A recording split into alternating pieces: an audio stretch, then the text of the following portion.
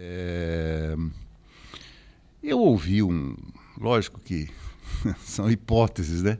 Mas ouvi uma hipótese ontem que, claro que a polícia teve seus motivos, trabalhou para construir toda essa operação e tal, mas coincidentemente ela acontece quando o presidente Lula estava desfrutando dos benefícios políticos do seu encontro com Donald Trump, algo que o favoreceu e que novamente o colocou aí em uma boa posição, ou seja, ele voltou a ficar bem na fita, né? E você vê, uma operação dessa acabou Lula e Trump, acabou a foto do Lula, acabou a viagem do Lula e todo esse noticiário agora se sobrepõe a tudo aquilo que de positivo poderia ter acontecido com a economia brasileira. É interessante o jornalismo, né, meu caro Bontorim?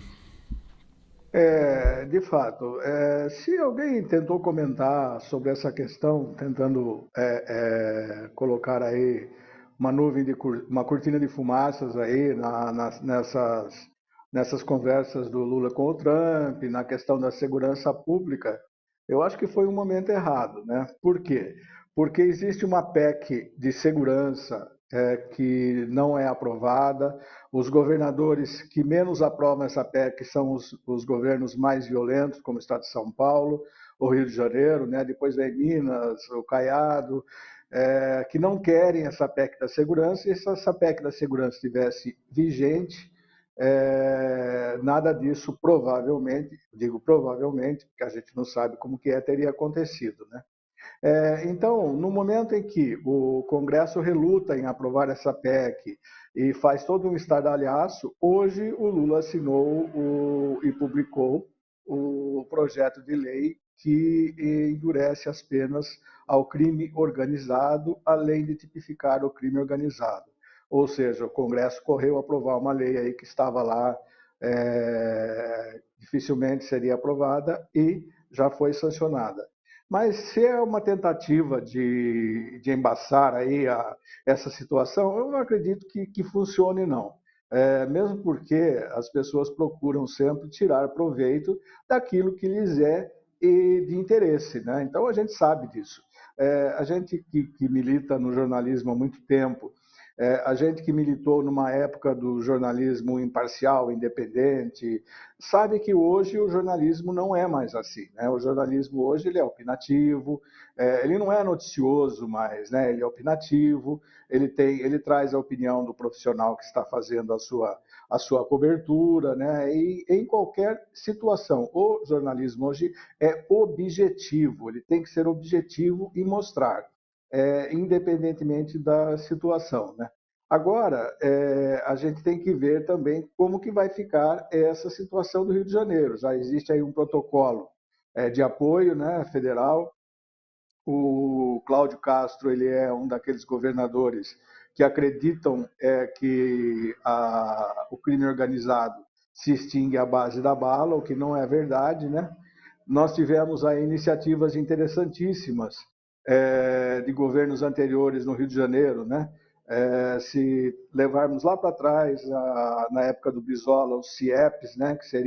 Que era um dos projetos mais inovadores da educação no Brasil e foi relegado posteriormente, né? Praticamente não teve continuidade. As UPPs, né? As unidades de política pacificadora nas comunidades cariocas, né?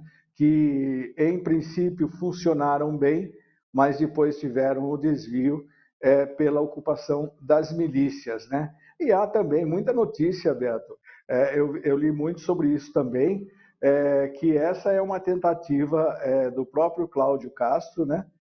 De transformar essas comunidades em regiões aí ocupadas pela milícia, porque a milícia é composta por policiais militares da ativa e por policiais militares já fora da corporação, né?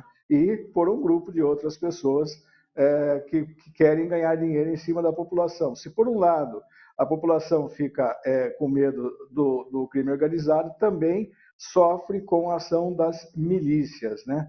Então eu vejo assim, eu acho que tem que ser dada uma cobertura jornalística fundamentada, e eu acho que ontem todas as emissoras, pelo menos as mais sérias, ouviram muitos especialistas em segurança pública, que vão de militares reformados, especialistas em direito, pessoas ligadas à segurança pública, com aquele velho chavão que já é conhecido. Não adianta você prender as lideranças, não adianta você matar os traficantes, porque o sistema vai continuar, porque existe aquela coisa de você ter o comando das operações de dentro dos presídios, né? Então, o que esses especialistas disseram, e aí não são especialistas ligados a partidos políticos, a ideologias, a nada, são especialistas que estudam a segurança pública, é que essas comunidades precisam ser ocupadas pelo Estado.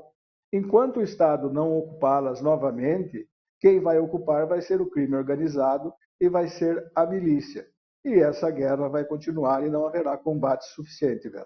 Eu acho que nesse ponto a cobertura foi interessante, mas não vejo assim uma forma uma tentativa de se embaçar todas essas situações aí pela qual o Brasil está passando na parte econômica, principalmente porque hoje o governo tem essa PEC no Congresso, essa PEC faz tempo que está lá. Os governadores são contrários a ela, principalmente os governadores da oposição, né? Porque acham que vão perder o controle das suas polícias, o que não é verdade.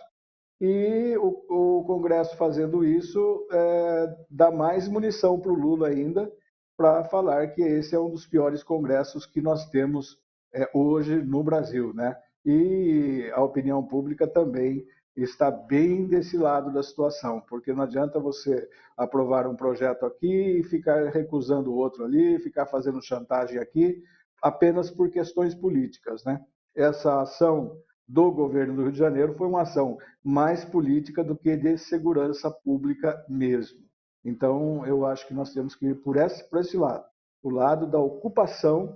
E isso daí não é novidade. Isso daí vem de muito tempo, é discutido há muito tempo, que o Estado precisa ocupar os serviços que hoje são prestados pelo crime organizado e pelas milícias. Se ele não fizer isso, ele vai continuar perdendo terreno. E, como a gente costumou dizer aqui na guerra de Israel e de Gaza, né, você não vai matar uma ideia, porque a ideia não se mata.